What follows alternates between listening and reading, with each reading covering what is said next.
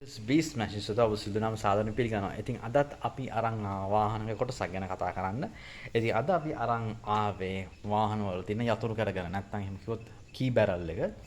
ඉතින් කී බැරල් කිව්වහම මේ වල ලොක් එක වෙන්න පුළුවන්. ඒ කියන්නේ යතුරු කට වෙන්න පුළුවන්. ඉග්නිෂන් ස්විච් එක ඒ වගේම ටැංකි මූඩිය වෙන්න පුළුවන්. එතකොට වාහනේ දොර දින ලොක් එක වෙන්න පුළුවන්. ඉතින් කී බැරල් එක ඕනම එකකට පොදුයි.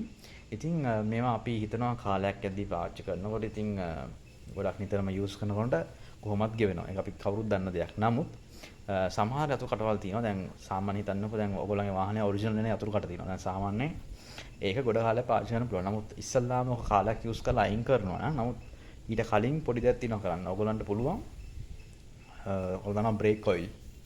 බ්‍රේක් ඔයිල් ටිකක් දාලා බලන්න යතුරු කට මුදුනට සාමාන්‍යයෙන් කියන්නේ තොර පොඩ්ඩක් කියන්නේ සාමාන්‍යයෙන් දානවා ඔයිල් එකක් දැම්මම සාමාන්‍යයෙන් ස්මූත් එක යනවා. මේකට බ්‍රේක් ඔයිල් එකක් යූස් කරලා බලන්න. සමහර විට ඒක වැඩ කරන්න පුළුවන්. නැත්තම් එහෙම බැරි වුණොත් ඒ කියන්නේ සාමාන්‍ය ගොඩක් කරට ගෙවිලම තිබ්බොත් තමයි යතුරුකට දාන්න ඕනේ. එහෙම නැත්තම් බ්‍රේක් ඔයිල් එකක් යූස් කරලා බලන්න ප්‍රශ්න විසඳ ගන්න පුළුවන්. මෙන්න මේ වගේ මෙන්න මේ අරන් තියෙන්නේ මේ බ්‍රේක් ඔයිල්. මේ ඔයාලට පේනවා මෙතන තියෙන්නේ මේ ඇත්තටම ඔය නහයට කනට වගේ මැහැට දාන ඩ්‍රොප්ලට්ස් දාන මේ පොඩි සිරින්ජ් එකක් වගේ එකක්. ඉතින් ඒකට මම ගත්ත බ්‍රේක් ඔයිල් ටිකක් මේ වලට පේනවා. ඒක අර මෙන්න මේ අතුරු වල ටිකක් බින්දු බින්දු දානවා. නැත්නම් වෙන වෙනම කූරකුත් වෙනවා ඒක දාන්න පුළුවන්. එකක් පාවිච්චි කරන්නත් පුළුවන්.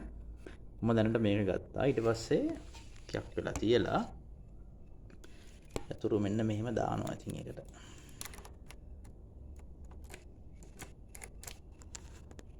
ඊට පස්සේ අතුරු ස්මූත්ලි යනවා. ඉතින් කරදරයක් නැහැ.